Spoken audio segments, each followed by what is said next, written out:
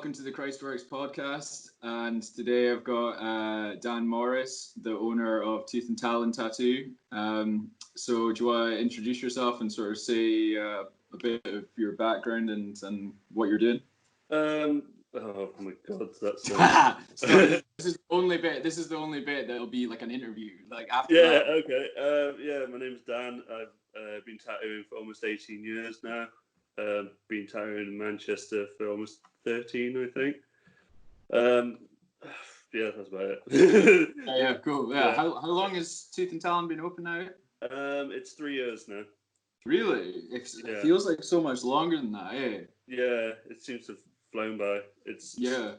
I worked. Well, I had worked at another shop beforehand in Manchester called Rain City, and then I left there and set up my own place. Yeah, I mean, like Tooth and Talon, at least to me, it really feels like a kind of like institution now, though. Thank you.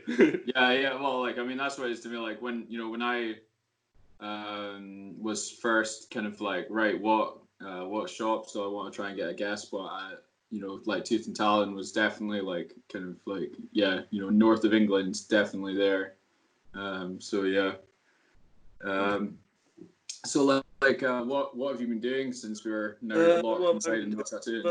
Well, lockdown's been a bit strange. I was stressed at first about not having being able to pay the shop bills and everything, but been hammering the merch a little bit and selling that is pretty much paying just paying the rent and paying Louise's wages. Yeah, just scraping by really. But I just got a message today off Barclays saying that they're doing local council doing grants to help pay with rent at the moment. Yeah. So that you don't have to pay that back or anything, do you? No, it's a grant. All right, that's good. Yeah. So that was really exciting, actually. Yeah. I mean that we at Red Hot and Blue, we just got that through as well. So yeah. No, it's good. I mean, yeah, that's the kind of thing. The way is like. I like to think that us as tattooers are kind of like ingenuitive people, and if it's like if we get one thing shut off, it's like okay, right. Yeah, you find some other way of like making things work. It's quite strange. At first, I felt really panicked about everything happening and just being like not knowing what to do with myself. And it was just a bit of a transition. And now I think I've really relaxed into it now. And I'm actually quite enjoying lockdown and just having time away from tattooing. I think in the whole time I've been tattooing, this is the longest I've ever been without tattooing since I was 19. Oh, yeah. I mean, crazy. Like how long is it now? Like a month or a bit longer? Just over a month. Yeah. I've started doing lots of like DIY and just activities just to keep myself busy. Yeah. I mean it's like I've never been itchy hands, right? That's like that's definitely like I think if you're a tattooer, you're used to just constantly like making things or whatever. You just have to physically make things with your hands, but like I started doing it. I did a couple of lino prints the other day, and I haven't done one of them since I was in college. Back when I was a teenager, so that was quite interesting trying to remember, which is quite strange really, because a lot of the stuff I draw looks like lino prints anyway. Yeah. do you think I'd be able to do it? But I reckon if I do a few more, I'll get it down. Well, that's probably the same as like when people are like, "Oh yeah, I'm well good at drawing. I'll be able to tattoo." And it's like it's learning a whole new medium. It doesn't really work like that. Does it? Like that's like I got asked to do to contribute a piece for a charity raffle, and everyone else in it was doing like really beautiful color paintings, and I was like I mean that I'm come from like a graphic design background, right? So I straight up have done one painting in my entire life, right? So I was like, yeah, I'll fucking, I'll do it like in my own way, I'll figure out my own way of doing like painting or something. And then like, do you want to see what I did? Right? It's fucking horrendous. Like, So, yeah. yeah, and I was like, and then like sort of got towards the end of that, like, and struggled even through to get to that point, and I was like, you know what? Maybe trying to learn to do something that some people dedicate their whole fucking lives to, learning to do it in a week might not actually be a good idea. So yeah, then I Oh, amazing. yeah. One of my. This is the naughty one. The naughty one. Yeah, Amazing. this is great. I've got my cat next to me at the moment, but he's asleep. Oh yeah, let's see. Yeah, upside down head. What's he called? He's proper zonker. He's been out all night, so he's like proper really? shattered. On the lash. That's normally where I sit, but I've been pushed over to this side of the sofa. Yeah. He's been out shagging and fighting, so he just needs a rest. Yeah, I'll be fighting. He's got his balls off. I don't think he's interested in that. Do you reckon? Oh yeah, but like actually, like saying that, Greta and Jolene still try and hump each other, and they're girls. So yeah, I reckon they're still interested in the notion of dominance, even if they're not kind of testosterone charged, So yeah, so you said you started tattooing when you were 19. Yeah. So you've never been a real human. I've never been a real human. Yeah. Oh fucking hell! Like, this is like the probably the bit of my life where I have to try and be a real human, isn't it? Where I'm not tattooing, so you don't have the excuse. Yeah, I've done other things in my life, not like you, because I know that you worked on oil rigs and shit. Yeah. So that's real work. I've never done that. What other things have you done other than tattooing? When I was in college, I used to do a bit of chefing on the weekend. Yeah. So I started off as a pot wash, and then eventually ended up just peeling vegetables in the kitchen and making soup and stuff. And there was a transition where I was apprenticing and still doing that. I had a couple of cleaning jobs as well because I could just do them on the side. Yeah. You do get. Because you don't make any money when you start tattooing, do you? Yeah. I mean, you do get these tattooers that have literally never, like, I don't know how they managed to get through their apprenticeship with like no money, but they literally have never done like a proper job other than work in a fucking tattoo shop, and you're like, or even the ones that. Although working in a bar is a really hard job, because I've definitely done it. Like, I've done it, and it's definitely fucking like a tough job to do. Like, it's still went not at my end, and I didn't hear it. All right, yeah, sorry, yeah. So, I didn't hear a word you said. All right, yeah. So, you get these tattooers that the only job they've ever done is like work in a bar while they were an apprentice, and like working in a bar is like really hard, but it's not really like the real world, Like, it's. No, I think a couple of skills sort of change over, like being able to talk to people. I think that's quite a key part of tattooing. Yeah. I don't know. I like that part. I'd like getting tattooed by people that have banter, that you can have a back and forth. Yeah. It's awkward if you don't have that. Yeah. I think. Yeah. I mean, there is people who they're like. I think that can be the problem when you get someone that's like a very arty art person that's a tattooer, because those people tend to be kind of like quite quiet and everything, and then and then it doesn't work in reality. They can communicate via message and email back and forth, and then I think there's a lot of younger people now that can't communicate face to face because they're so used to technology and being able to communicate that way. Yeah. I've definitely had customers like that. Yeah. No, it's really weird because when you do speak to them and then they are like really like, hey, blah, and then when you meet them in person, they're like. But I suppose, I mean, I think that's also a symptom of like how there is this thing, especially with younger clients, that they think we're a lot cooler than we actually are, and I'm not cool in the slightest. No, exactly. Yeah, but they think we're. I look cool to the untrained eye, but the reality is. Really. Yeah, exactly. Yeah, and so they kind of find it kind of intimidating. We're saying as well to actually to meet us. So yeah, maybe it can be that, but I mean, I think there's a lot of anxiety involved in getting tattooed if you haven't met the person as well. Yeah. trust in the person. Yeah. Yeah, I and think it's that those people at ease. yeah, I mean, if it's all, I mean, it is like the male female thing can be quite difficult sometimes as well. I mean, Yeah, I try really definitely. hard not to treat girls and guys any differently, but and more just do it on like the case of like Well, you know, the thing with that is because there are some dickheads out there that have yeah, caused those problems in the first place. So then there's people like you and me that we were never like that, but unfortunately we have to be extra nice just yeah, because someone else.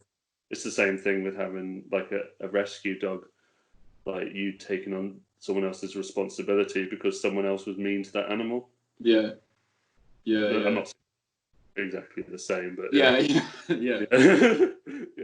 But like, I think, yeah, it's like, I mean, yeah, it's a very, like an extremely important skill that to be able to like read the atmosphere and kind of like, and make people feel supported when you're like, and it's like also it's something that needs to happen really, really quickly. Like if you have someone that comes in and it's like, I do kind of feel like you've got like the first like 3 minutes max, and the rest of and those 3 minutes will kind of dictate how the rest of the day is going to go. You know, like if they don't kind of calm down very quickly, then you're fucked. Yeah, yeah. Some people can be like they can be really rude when you're just about to tattoo them, and they're asking loads of silly questions, and then you just have to have a little word with yourself. It's like they're having really high levels of anxiety and they're projecting it, and you think this person's not like this normally. They're really stressed. Yeah. And once you get past that, you can actually have quite a nice experience. Yeah. I think with me and you as well, because of like the style that we do, it's like we're quite lucky. I bet like we have the same thing where when everyone's customer comes in the morning, it's like, well, the person with the black T-shirt with the illegible white writing on, that's my customer. Yeah. That's one of our favorite, like me and Charlotte, our favorite game to play when we worked at Studio 13, and there was like, you know, at least like 6, 7, 8 artists maybe working on in a day, and every morning when they all come in, you're like, Antal, Rory, like, you know, like, But it's like you can. We have the same thing. Like someone's got really bright hair, they're obviously getting tattooed up Harriet. Yeah, and it's like, I mean, you can play that game with like literally like 98% accuracy. Like you almost never get it wrong, you know. Yeah, which well, is I think awesome. it's. No, I guess like me and Kev have a lot of crossover now. Yeah, we do. But that's. I mean, that's. If you have like a nicely balanced shop, then that game should be easier. Like the better balanced your shop is, the easier the game would be. But like I also think like if we're like our styles in particular, I think like we're tattooing people that are quite, or more commonly we're tattooing people that are quite heavily tattooed already. Yeah. So like we don't tend to get many people. Well, I do occasionally get people for their first tattoo, but it's not normally something as brutal. What I would like to be doing. But then it's like I'm probably doing a small cat head on or something. But then it's so that whole, it's funny though, like because sometimes I almost feel like when you sort of see that someone doesn't have very much on their arms or whatever, I don't like to then ask like, is this your first tattoo? Because I almost feel like it's kind of insulting to ask that, right? So like and then but then when it kind of gets revealed to you that it's like, oh no, this is their first tattoo, then you're like, oh fuck, okay, now I have to like approach this you have to change next bit like completely differently, you know, because it's like, especially when you've tattooed someone. I definitely, when I'm doing someone's first tattoo, it's sort of like the equivalent of your telephone voice. That is it's so true. You just have to change like the way you go about it. And you know, when you tattoo your regulars, you don't have to do that.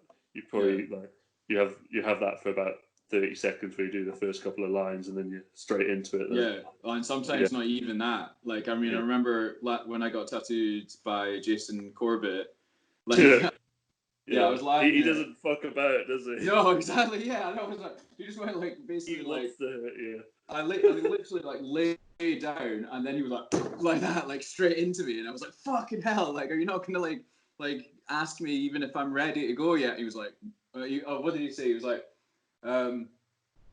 "Oh, you want customer service? Fuck off!" Like, I mean, I will say for anyone listening that I do know Jason quite well, but like, so it wasn't quite that I've bad. got a couple of little tattoos on my wrist of Jason as well. Oh yeah. So like, I mean, yeah, like there's only a couple people that I'll slam straight into them without asking if they're ready. But yeah, that I mean, it is that's the school of tattooing, isn't it? There's a place in the world for it. Yeah. No, exactly. And it like, but I really like that's I think I'm incredibly fortunate in that I feel like I really like I feel like every day that I get to go to work, I'm like basically being handed like someone who's potentially going to be a new mate of mine, you know, like because if you're getting tattooed by me, you're clearly into the same shit as me, you know. Yeah, about 30 minutes into it, you're talking about bands that you like. Yeah, exactly. Yeah. No, Yeah. I have that as well. Yeah. And I think it's a very personal thing as well, like tattooing. Like I know for me personally, nowadays I don't want to get tattooed by anyone that I don't know. Yeah, I I understand. I think when I was younger, I used to see people's work and I'd be like, "That's really nice. I really like their work. I'll travel there, get tattooed," and it's a nice experience, but it's not something I want to do anymore. I'd rather get to know the person and then have a memory of that person. I think where the level I'm at now with getting tattooed is different to what it was when I started getting tattooed. Yeah, where like your priorities about the tattoo are very different. Yeah, definitely. Yeah, I kind of feel like I mean when I first started getting very frequently tattooed, like I was still very much like I was like this, you know, I know what I like and I'm just going to be covered in this one kind of style of stuff. And then when you start to make friends who are tattooers, you're kind of like you actually really genuinely want, it's not like you're trying to be like, oh, I want to be supportive of them so I'll get something by them. It's like you actually really want the tattoo from them, even though it's not something that you like you would never have got something that looked like that if you hadn't known them. Yeah, exactly. And I quite like. I get tattooed off Duncan quite a lot. I've been getting tattooed off him for a long time, and now it's not about. I've got a few tattoos of him with. It's about wanting a specific piece. Now I literally just turn up and have a look through his flash and be like, "What do you want to do?" Yeah. Because I just like the experience of spending time with him and like just getting to hang out really. Yeah, exactly. I think that is a very like. There's not many people I get tattooed by nowadays that I still have the experience where I feel like a customer still. Yeah. But he is my friend, but I still feel like a customer because of the way we've always approached it. I guess because we've been getting tattooed off him for about 10 years. Yeah. Well, I mean, you started your relationship with him as a customer, though, right? Yeah. Yeah. My ex-wife used to get a lot of tattoos off him. Yeah. So I went down with her a couple of times and got tattooed off him. Yeah. Yeah, she's got a lot of colour tattoos of him, which is really. Yeah, that's a long time ago. Fuck, like what sort of thing? Like some Aubrey Beardsley patterns. Okay. Flowers down her arm and stuff. Okay, cool. Yeah, fuck, I can't even imagine what that would look like. No, yeah, it's strange. Like you started off. I mean, obviously everyone knows you for doing like black woodcut kind of stuff, right? So like you started off doing. I mean, obviously, like I have examined your color stuff from Louise that you did on Louise. Well, that was coming towards the end of me doing color. When I started tattooing, I tattooed in a small. Is this the same one? Or different No, one? this is now. I can't tell the amount of sunlight you got on. Yeah. It's just a little black one there. Yeah, oh, amazing. I'm really jealous. I'd like to get a whippet in the future. Yeah, maybe because yours are Italian Greyhounds. Yeah. So they're a wee bit small. Well, they're like half the size of whippet, yeah, or like a Yeah, big sturdy whippet. They're like half the size. yeah, I'd like a whippet just because I think my cat would probably eat one of those. Oh yeah, definitely. Yeah. And I mean, Jolene is like very, very like gentle and timid and stuff. So like she would get really badly bullied by a cat. Greta would probably like give it a cat a good run for its money. But like if you get one that's like gentle and stuff like she is, then it would probably have quite a bad time. Wait, what were we saying again? Oh yeah, about when you were doing color. Yeah. Oh, about doing color tattoos. I say when I started tattooing, it was in a small market town, and it was like a flash shop, so I just tattooed everything that came through the door, really. Yeah. Were you doing like realism kind of stuff? I tried. Yeah. Yeah. I mean, what sort of the year was only that? realism I ever did, which I thought was any good, was actually portraits of cats. Really? Yeah. Awesome. So yeah. Well, that's where your heart was really in it, right? Yeah. So I've done them all the way through, really. I did a lot of Cherry Creek Flash, bits of Tribal. I guess the thing I was really into when I started was New School, because what was cool at the time. Yeah, so man, did that. I told you that story, right? Like when I was growing up and like looking at tattoo magazines in like the early 2000s, and I'd and even before that, and I'd be like so obsessed with the notion of tattoos. But then whenever I looked in the magazines, I was like, I think I fucking hate tattoos, because there was all like new school stuff, and I was like, this is wank. Yeah, it wasn't the sort of tattooing that you wanted. yeah. Like, yeah. I mean, well, actually saying that, like, there's some guys that are still doing new school who are honestly some of the best fucking tattooers in the world, like technical skill wise. It's just, and then the other thing is, like, they are amazing at drawing, like, so like they're, like when you look at their drawings as well, like they're so well done. It's just that I hate that style, and it's just completely like my own personal prejudice basically. But yeah, I just fucking hate new. But the guys that do it, some of them are amazing. There's loads of different sort of aspects of tattooing there. You don't have to sort of like. I think when I started, you sort of like there were a lot less people who were into everything. Yeah. And now there's a lot less of it, so you can pick and choose the people that you're into. Yeah, and I don't have to sort of pay attention to the stuff outside of my own interest anymore. Yeah. I mean, you. Well, I think it might just be like as I got older, my world's become smaller. So I don't.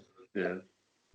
You are still like changing it up though, because it's like you started like doing like more like hard black stuff and stuff. Yeah, recently. I just I'm not bored, but it's just if I don't push myself, who the fuck will? Yeah, completely. So I mean, is it something that you have to get off your own ass and give yourself a boot? Because is it like a conscious thing that you're kind of going? Yeah, like sometimes I'll sit there and I'll look back over my work over the past couple of years, and I'll be like, okay, I like doing that, because when I started doing the woodcut stuff, probably about 8-9 years ago, the only person I could think that was doing stuff like that was Duncan and Liam. Yeah. And I remember seeing like that Forever tattoo book, and I was just like, yeah. There's a lot of people doing it by then, but I couldn't. And when I was doing it, then I didn't know anyone else in the north that was doing it, so I just felt nice to be doing something which I didn't see many other people doing, and then a lot of other people, and then I think it sort of became its own thing. I mean, that's the whole like black work thing is like, which I never saw myself as part of something like that. But probably was. I don't know. Well, I mean, like in those early days, I'm quite self-aware in certain aspects of my life, but when it comes to tattooing, it makes me cringe to be self-aware of my work. In what way do you mean? I don't know. I don't analyze it that much. Well, I maybe do in other ways, but actually sitting there and verbalizing it, and all right, because it has like a sort of sense of pompous arrogance to it. Yeah, that sort of thing. Yeah. That makes me cringe. Yeah. I mean, you are. I'd rather talk shit about myself than say something nice. I mean, like, I would definitely, if I was gonna like sit here and completely agree with you for myself, like, I think a lot of people would probably, or like, you know, anyone that really has looked at my career would call me out for being a hypocrite. Like, but I totally empathize with you. It's just like with me, because I'm newer and stuff. I'm trying to hustle really hard. I'm like, okay, like, marketing yourself is like a way that I can do that. So like, yeah, I definitely like will label kind of myself and stuff, but I do like to like the word black work is almost lost all meaning now. I think like, because like when a lot of people say, it's like when I was first getting like into the tattoo world, when I was first getting tattooed and stuff like that, like black work, it almost only meant like pattern work shit, like Zed Lahead and stuff like that. Yeah. And Thomas, and it seems to have all been lumped in together now. Yeah. It's just now it almost just means like a black tattoo, you know. Yeah. Which could be anything from a bit of script to a tribal pattern to just a traditional piece without the colour put in. Yeah, I mean, and it's like there's like that whole and then so like when the kind of meaning of it became extrapolated more into like kind of figurative stuff as well, then it had this like, okay, then it's like, okay, yeah, it's pattern work stuff, but it's also stuff like Duncan's doing, or you know, like this kind of woodcut, like hard black, like really, and it's also, but to me it had this intrinsic meaning that was very tough looking and like kind of like, or at least kind of like medieval or romantic kind of thing as well. But now, like, you can, you know, there's these like little like a little like mountain scene within a diamond, and like that's that's black work like as well. That's it. Yeah. Well, I call it Pinterest black work. Yeah. And it's that's and like not even to like I just thought of them. Well, it's like it's not even to nag on that no, thing. Like, it's just like, but that's what it's called. But I think where you and me come from with the sort of black work we probably enjoy doing the most is because we're both really into metal. Yeah. So a lot of it comes from like buying lots of albums over the past few decades that probably have a lot of like corpses on the front. Yeah. I mean, like, one time Jason Corbett said to me when I was first falling into doing what I'm doing now, and he was like, you're trying to do a tattoo that looks like an Amoebix, or like do a tattoo design that looks like an Amoebix album cover. And I was like, fuck, that is exactly what it is I'm trying to do. And it's funny that how other people can actually hit the nail on your head and guide you but better than you can yourself. Self-awareness thing, isn't it? Awareness. And it's not even like, at that point I didn't even know him particularly well, and you know, he wasn't particularly invested in me in any way or anything, so it wasn't like he was like sort of being like some sort of mentor to me or whatever. He just like kind of like looked at a bunch of my drawings and then just went, this is what you're trying to do, like just like that, you know. Like, and it's just like, oh fuck, you know. But that's what someone with Jason's level of like experience can do, you know. Just nail it immediately. For a long time, isn't it? Yeah. Very articulate man as well. He's also like very experienced in like lots of different avenues of art as well. Like he's like, you went to art college and stuff as well, but you know, before that he was like really deep in the cross punk scene, and he's actually on a Conflict album cover. Is he? I didn't know. Yeah. And it's funny. He told me like there was some he was like working at some shop in New York or something, and there was this girl there, like, you know, wearing like, you know, black lipstick and like, you know, like big boots and everything like that. And she was like said to Jason, like, you know, and she's sitting there, she's got the shop Spotify on her phone, and she's like, oh, what do you want to listen to? And he's like, oh, go and chuck on Amoebix. And she's like, Amif Hicks, like, I didn't think you listened to that because he's sitting there in his like shirt, Yeah, and, yeah. nice like brown brogues and shit. And then he was like, yeah, I'm like on a Conflict album cover, man. Like, like it's like they like, I think it's We all like have to grow up at some point, don't we? yeah, exactly, yeah. I mean, like, yeah, it's funny as well because Jack is totally gone down that avenue. Like when me and Jack were living together, we were both like, cross punks, like sitting, having like, like sewing parties, like watching TV, sewing up our jeans and stuff. And now things that you could. Yeah, exactly. And now he dresses pretty much like Jason as well, so like, I mean, yeah, so like you're kind of like, there's like guys like Jason that have been around for like a legitimately long time, and then there's guys like me who are like the little new blitz, and then and you're kind of like you're like kind of somewhere in the middle, right? Or you've been around like a pretty long time as well, like, but you've kind of like, you joined it right on the kind of time when things were changing a lot, right? So you what have I seen change? Like when I started, you couldn't buy pre-made needles. Oh, so you're still there, yeah. That's. So I made needles. I did it for about 2-3 years, and then I probably had about another year where I was still buying my liners and I'd make my shaders, because looking back on it, I was shit at making liners. Yeah, fuck, man. I can't, like, I mean, I could make them, but yeah, I always used to just make really thin liners just because it was a lot. I found it making a 3-liner was harder to fuck up than making anything like a 5 or a 7. Yeah. Fuck, man. Like, just everything like, I did was very small tattoos with very small needle groupings all the time. I think I was tattooing for about 2 years before I even used the mag shader. Really? Yeah, it's all 3 liners and 7 rounds. Yeah, I remember reading that. Big. Like that Huck Spalding book, the How to Tattoo by Huck Spalding, and it's like, it's like, if you're doing something big like a back piece, remember to use a big needle grouping like a 5 or a 7. That was the guy who taught me. Used to say stuff like that. Really? Shit. Yeah. He'd been tattooing a long time. Yeah. Like, what's he doing now? I haven't spoke to him in a long time. I think he's probably still in the same shop. Yeah. He's been in the same town since the late 80s. Really? Fuck.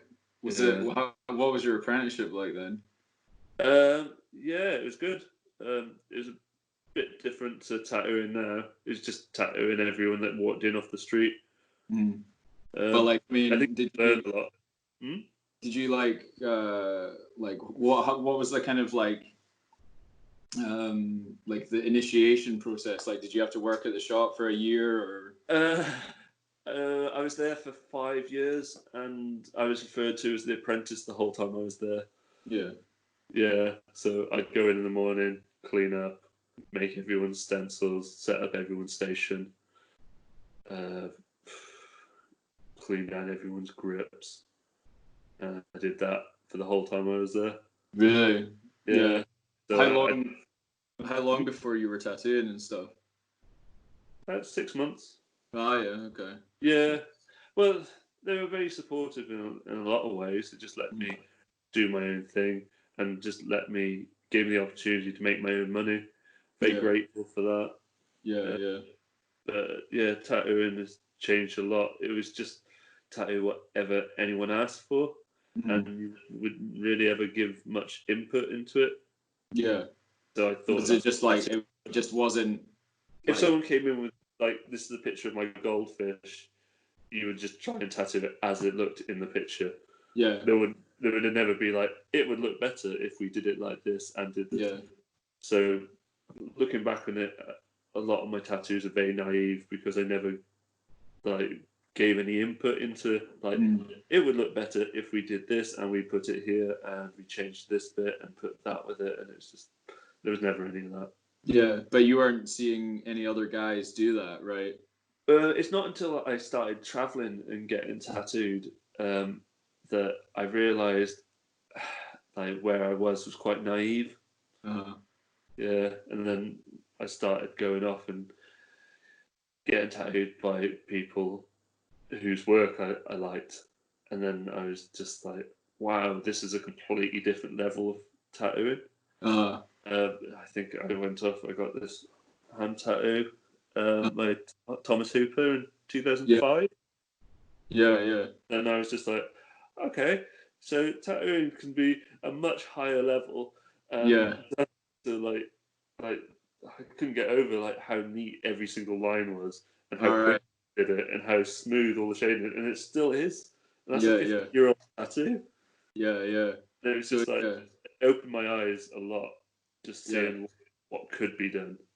Yeah, I think that's when social media was really in its infancy as well. Like I knew a couple of people, I had a couple of friends that had been tattooed off him, and they said, "Oh, I should go get tattooed."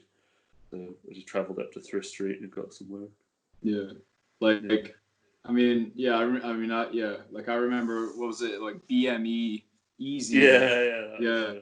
I remember, I used to sit and fucking scroll on that forever, you know, and then it's just like constantly having to look at horrible chopped up dicks and stuff. You know, yeah. Cool tattoo, horrible chopped up dick. Next. Yeah, that was horrible. So you're are you still not drinking in your quarantine?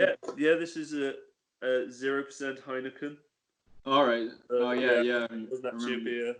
I went for a walk a couple of days ago, and I got stopped by a couple of police women, and they came over and started about to give me some shit for drinking a beer. And I was like, 2 years sober. Yeah. A cab.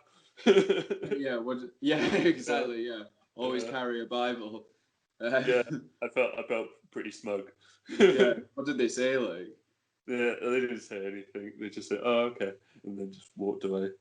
Like, yeah, fuck off. Yeah.